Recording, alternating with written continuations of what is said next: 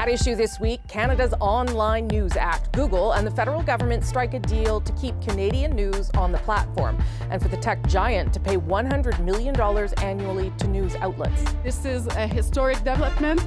It will establish a fairer commercial relationship between digital platforms and journalism in Canada. But Meta is still blocking news on Facebook and Instagram. How significant is this deal, and is Meta next? I'm Rosemary Barton, here to break it down. Chantal Hebert, Andrew Coyne, Althia Raj, and Kelly Kruderman joins us from Calgary tonight. Good to see you all. Althia, I'm going to start with you because you wrote about this yesterday or today. Yesterday, I guess. How significant is this deal? Is this a win for the Canadian government? Give us your assessment. No, it avoids the catastrophe because Google has threatened to remove all the news from its platforms. Can you imagine not having any news on Google search? But actually, it's basically a complete cave-in from the government. Basically, Google got the terms that it wanted a year ago. They get to have to only spend $100 million, which is what they said they were prepared to spend. The government wanted $172 million from Google. Google said they didn't want to negotiate with everybody individually. It was too complicated. Why don't you just create a fund and we'll just dump a bunch of money there and then they can disperse it. That's basically what they got. So they got an exemption from the law. So the law right now applies to nobody as it is written. Yeah. It doesn't apply to Google. Meta decided, hey, we're not going to abide by the law because there's a giant loophole in the law that says if you don't have news on your platform, you don't have to abide by this. So they were just like, okay, well, no more news on Facebook and Instagram. And that means that any other company that meets this threshold where this law would actually apply to them has the option of doing what Meta has done. So no, it's avoidance of a disaster, but the government would have been better off to just go back to the drawing board and scrap this law completely and start again. Chantal. Yeah, it is save the furniture moment, as you would call it, and basically damage control. There is zero evidence that it will have impact on Meta and make it say, oh, gee, we should have signed on to this, because there's very little evidence that Meta suffered from banning Canadian news from Instagram and Facebook. But there is plenty of evidence that Canadian media organizations suffered from it. So whatever the government wrestled from Google will mitigate some of those losses rather than enhance media budget. And at the end of the day, I guess it's more of a safe face outcome, which is not the worst outcome that the government could have come to, than a historic moment. It's also kind of telling in terms of the government's approach, Andrew, to tech giants, because it's also dealing with the digital services tax and the U.S. Anyway, it's all very complicated. But what does it say to you about how they are willing to engage on these kinds of issues? It says that they don't really understand the internet, first of all, and secondly, that they vastly overstate their leverage in dealing with these. Look, there never was any principle that said that Google and Facebook had to compensate the Canadian media for building a better mousetrap, which is basically what happened. They came up with a better advertising service than we could offer. So it's no more likely than that Toyota should compensate GM for building better cars. So the media and the government colluded together, the publishers and the government colluded together to invent one, which was you're stealing our content. By linking to our content, by sending readers to our pages, somehow you're stealing our content, and you should have to provide us with compensation for this service you've been providing us for free. Well, that's been blown up by this deal. Google always said we're not going to accept that. Facebook said the same thing. If we do, we'd be blowing up the internet. So instead what they've done is basically just paid them a lump sum to go away. $100 million, it basically just goes into a kitty. And Google was less hardline on this than Facebook was. They just said we don't want unlimited liability and don't want to pay for links. So what that's exposed then is the real underlying principle of this whole thing, which is Google and Facebook have a lot of money. The media want it. Make them give us some. And to that extent, it's less of a shake than it was, but it's at least a more explicit shakedown, and that's to the good. But what it doesn't do is solve any of our problems. We're not going to fix the industry. The future of the industry is going to lie in finding and attracting and keeping willing, paying readers, not whining to the government to extort money from unwilling foreign billionaires. And that is the lesson we still have to learn as an industry. Yeah, we should say, obviously, as a caveat, that many of the organizations and companies we work for stand to benefit from this deal. Kelly, your thoughts? I think given the rhetoric from the government on C-18, this is a relative win, given that, at least they're not making this deal in mid-December, like hours before the legislation comes into effect. And by that, again, it is, as you say, as Chantal said, saving the furniture in that way. And I think Canadians will be looking, or the media will be looking, others will be looking, critics will be looking for those non-monetary things that the Heritage Minister said will also come with this deal, and whether that amounts for everything. I think on the digital services tax that was just introduced, the idea introduced with some concrete terms this week, is a more solid idea, because there are examples you can look to in the UK and France, and in the UK they're getting way more revenues from that digital services tax than they even thought they would. And don't forget, this is a government that badly needs new sources of revenue, that is going to be in a crunch to balance, to come anywhere close to balance, or not having as huge a deficit as it would, and even hundreds of millions of dollars may count. Though the Americans hate the digital services tax and have told the government, don't go ahead with this without us. Chantal, you want in, and then Althia.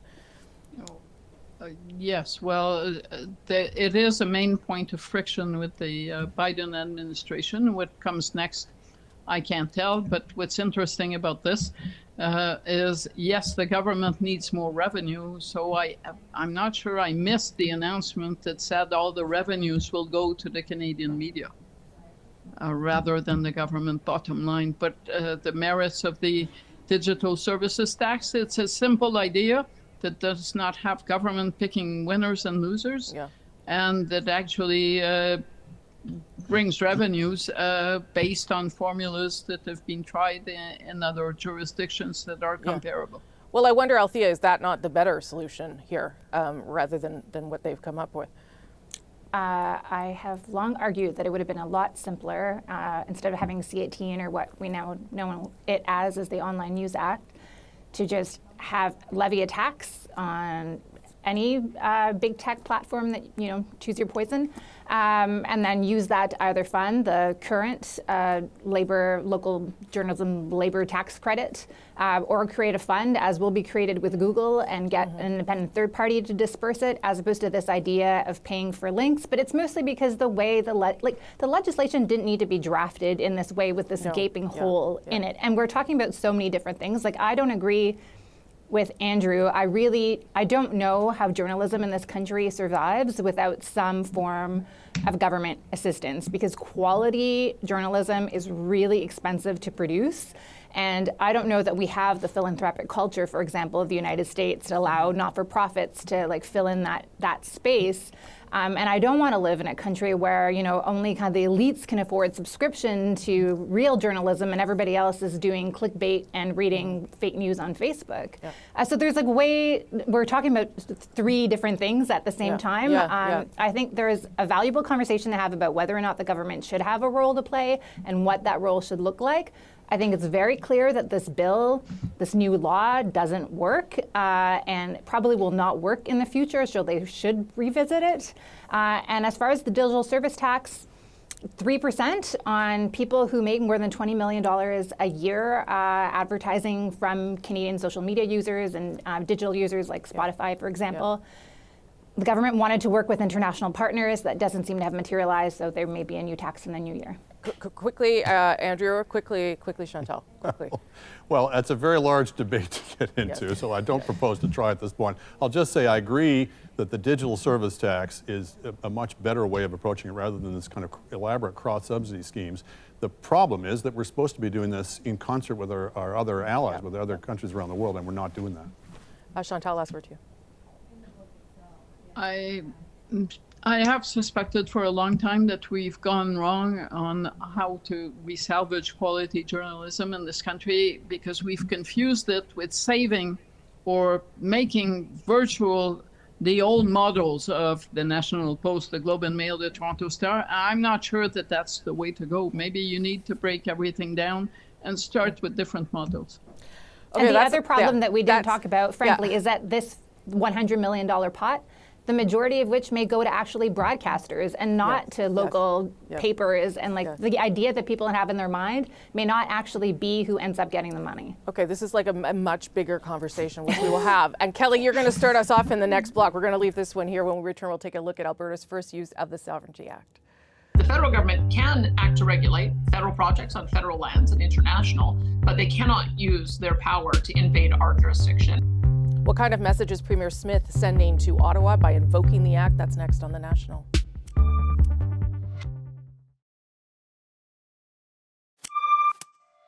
Alberta is invoking its controversial Sovereignty Act to push back against the federal government's clean electricity regulations. Under the act, Alberta has ordered government entities to ignore them.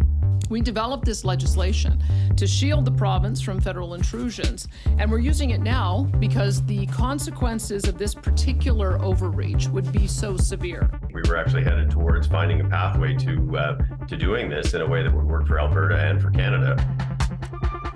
So what's behind Alberta's move? Will it hold up in court? What does it mean? Let's bring everybody back. Chantal, Andrew, Althia, Kelly. Kelly, we'll start with you because this is in your hometown. I was a little bit surprised to see the Sovereignty Act invoked over this issue, but tell me why it seems to make sense for the Premier. I think people in Alberta were wondering until this week whether it would actually be used at all, whether we would actually see a resolution at all. And this electricity issue has really flown under the radar in a lot of ways, but the Smith government specifically has obviously made it a really big deal, almost a bigger deal than the cap on oil and gas emissions that we're also going to be talking about in the next couple of weeks. On electricity, I think they think they're on more solid ground in terms of electricity being provincial jurisdiction. And I think they saw a federal government on the ropes when it comes to environmental and climate policy with the court losses, with the kind of nakedly political decision to pause the carbon price on home heating oil, which specifically benefits a region where the Liberals are facing political trouble, I think.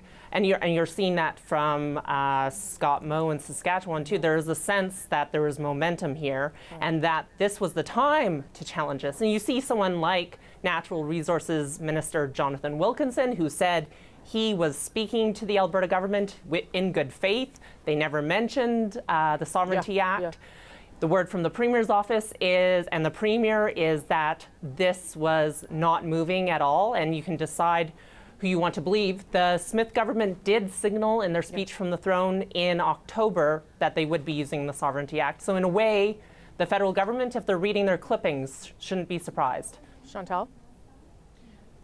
Okay, so let me talk to you from the province that is used to distinguish between saber rattling and actual reality. Yes. And on this one, I hear the sound of saber rattling. We are talking about using an act that probably will not stand up in court as an act to prevent something, regulations that don't yet exist. Yes, to be that clear. That would kick in 2035 when I don't expect to be on the show to talk about that.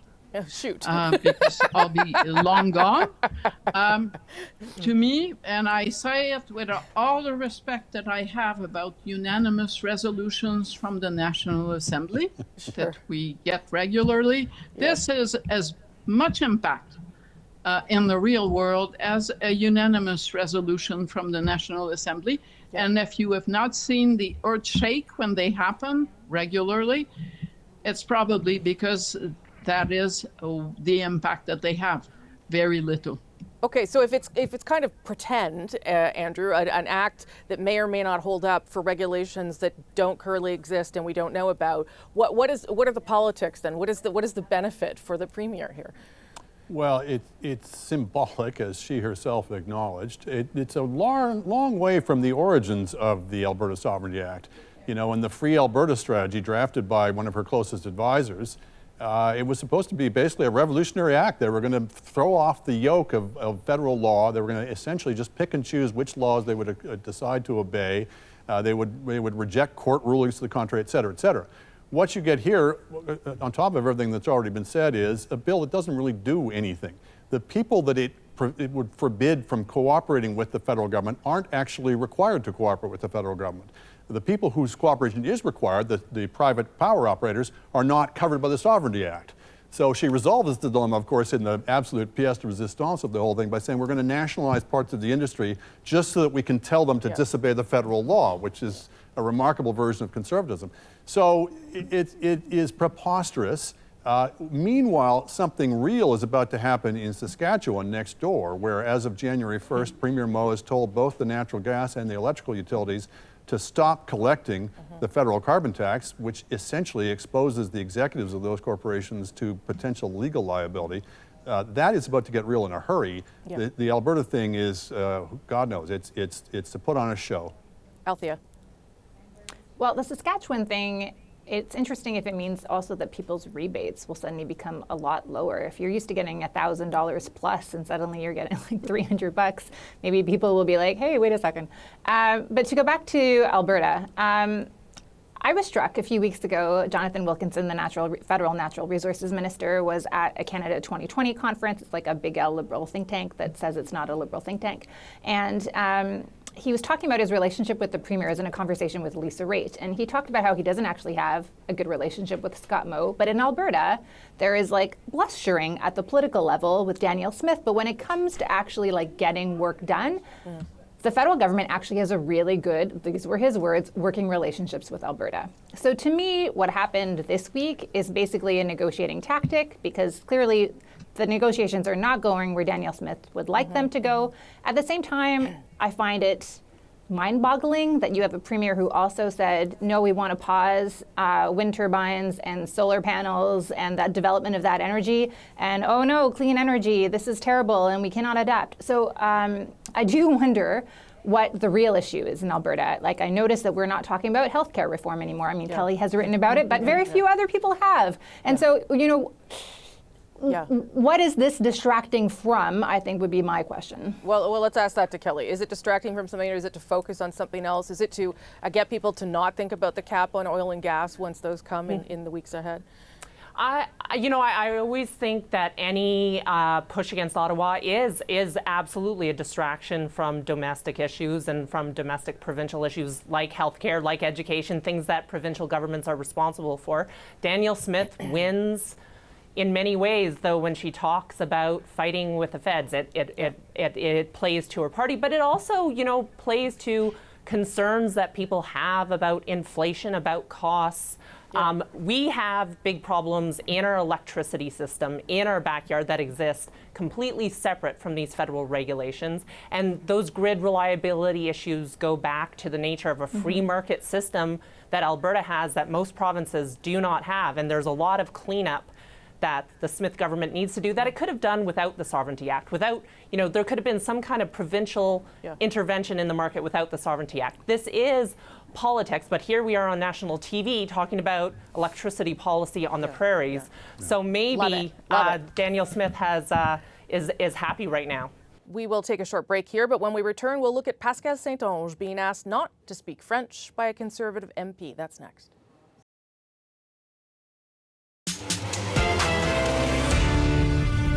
Conservative MP Rachel Thomas forced to apologize after asking Heritage Minister Pascal St-Onge to speak English before a parliamentary committee. The Heritage Minister reaffirmed her right to speak French before question period. I'm a Francophone, and I have the privilege as a parliamentarian to express myself in my mother tongue, and I will continue to do so. I thought it was really inappropriate and disrespectful to French people and Quebec people. Okay, let's bring everybody back. Chantal, Andrew, Althia, and Kelly Cardamon. Chantal, start with you. What did you make of? I found it very surprising, the video. I'll say that. I found it a very strange decision. But give me your take. When someone steps on a hornet's nest, you kind of say, "You just did that," and that's exactly what happened to Rachel Thomas in that committee. I listened to the exchanges.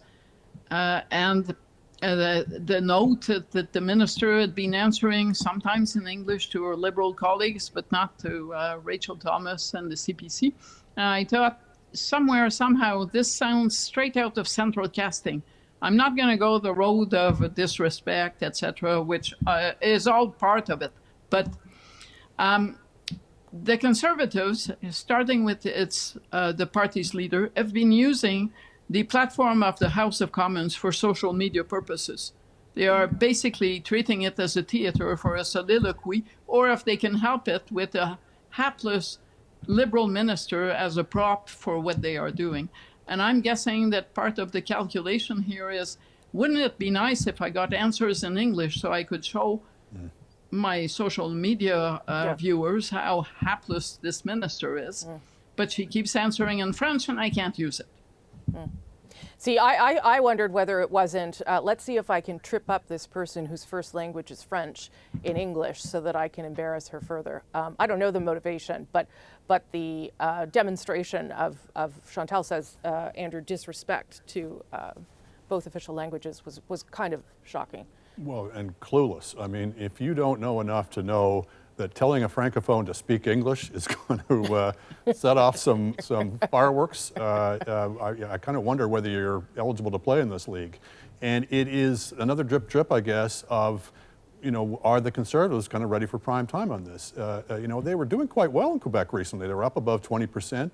I'm not going to say this one incident is going to turn things around for them, but more of these kinds of incidents are going to cause people to revive, the kind of voters they're trying to reach who are not yet sold on them. It's going to cause them to pause and take a second look at it again. So another not very good day for them. Althia. Chantal is completely right. It actually has nothing, in my view, it actually has nothing to do with an insult to Francophones. I mean, I can understand why some people were genuinely upset with that response, but it has everything to do with social media. Rachel Thomas was trying to get a clip from the minister, and it loses its shareability value when you have the voice of the interpreter responding to the question. And to be fair, or to be frank, I should say, Rachel Thomas wasn't actually even listening to what the minister was saying, because at the beginning she starts saying, you're not answering my question. Actually, she was answering your question. I don't know if she didn't have her interpretation in her ear, or if she doesn't understand French, but the minister was answering her question. But it is a known tactic. You see it in question period. You will notice that Pierre Poilievre will ask a very firm question in English, and Justin Trudeau will stand up and the Prime Minister will respond in French because he wants to deny him the clip. So yes, on the one hand, Pascale St-Onge is a Francophone. She is allowed to speak in any language that she wants, any official language that she wants, and she's more comfortable in French, and it makes sense that when you're talking about nuance that you would want to speak in your mother tongue. At the same time, it is also true that it is in her advantage to speak French to deny Ms. Thomas that clip. And so all of this, it's kind of hard to know who's genuinely outraged and who's manufacturing outrage, but it is all about social media clips. Chantal, and then quickly Kelly. But in the real world, the Conservative Party scored in its own goal today. Of course. Because absolutely. outside of all the games that we all understand, what people saw was a Conservative MP telling a Francophone minister, why can't you speak English to me? Yeah, it was a big gift to the Bloc Québécois, especially. Yeah, it was short-sighted to say the very least. There was some glee in the reaction, right? It was disrespectful, but there was glee in the reaction to being able to pounce on Rachel Thomas on this, I think. And I think it is important that she apologized. I think it is important that she recognizes that that's not appropriate for the House of Commons. But I think there's a lot of context here from all of you in terms that the regular voter is not going to see in terms of what clips make it and what clips don't. But the moment every politician lives for is to be the subject of an insult or a vicious personal attack, because then you get to mount your high horse and be the injured party, and it's theater, but you got to know how to play that game, and Rachel Thomas clearly did not on that day. Like it's the soccer players who fall and they can't get back up and they've broken all their legs until 2 minutes later. Okay, thank you all very much for weighing in on that and everything else, and that is At Issue for this week. Don't forget, you can catch The National on YouTube and CBC Gem. You can catch me on Rosemary Barton live Sundays at 10 a.m. Eastern. We're also getting ready for our year-end At Issues, and we want your questions about the biggest political stories of the year. You can send them to thenational@cbc.ca. Please do send some. I'm Rosemary Barton. Thanks so much for watching.